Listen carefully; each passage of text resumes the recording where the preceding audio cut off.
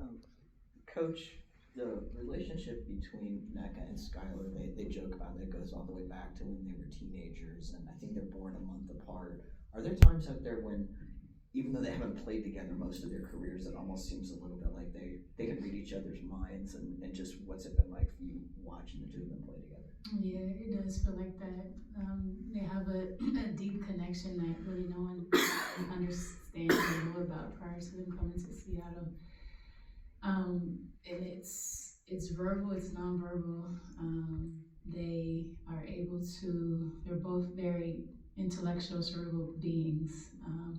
They both love what they do, and they love that they're able to do it together. And so on the court, the chemistry, the connectivity that they have, the synergy that you see is kind of synonymous with their relationship off the court. They trust one another. They're each other's confidants, and on the court, it's the discipline that they have is part of that is their preparation. They work extremely hard. It's like an iron sharpens iron situation. Nneka's Nneka and Skylar in the facility early, doing their Pilates and all these things that you have to do to be an elite athlete. From the way that they, eat and take care of their bodies off the court, like they are really special beings, and the connection that they have is second to none. Super, super happy to be a part of it. No, on that note, we've been talking with Becky over the last month or so with how this team is different than the championship teams based on what they went through their first 28 games, overcoming adversity. And it could be stronger because of the bonds that they've created within. For your team and this organization, it's overcome a lot of adversity on and off the court, in the locker room, a lot of outside noise. How proud are you of what this team has done, the players themselves, and you sit back and watch, to be able to sort of withstand, that outside noise and the losses that came with it, and then find your way in the playoffs with the veteran squad that you have? Yeah, I'm super proud of the team. Throughout the stretch, the connectivity in the locker room never wavered, and that's something that we didn't have in the past. And I think you want that for them to happen on the court because they're so positive, they're so into it, they want it for each other.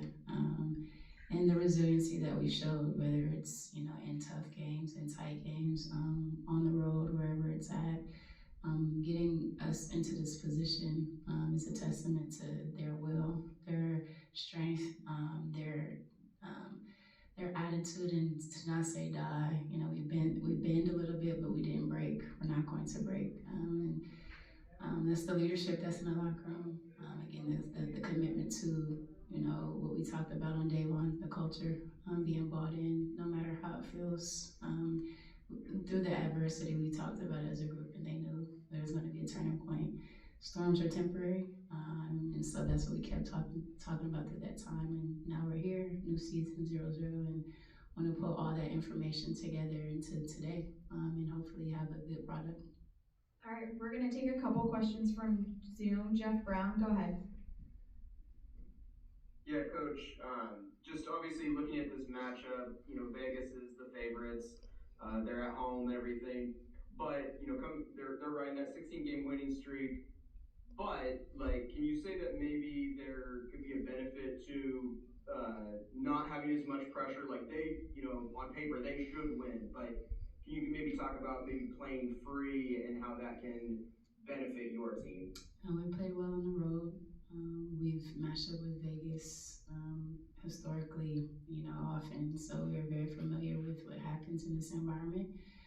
And it is a 0-0 that the best team win, and it is about just the preparation, the mentality, and all those things, and that's going to be the focus. All right, next up, Nikias, go ahead. Hi, Coach. When we spoke a while ago about the offense, you mentioned Skylar seeing more bigger assignments, more wings defending her and things like that. I guess my question for you is how important is it for you to kind of manipulate matchups to kind of flip those?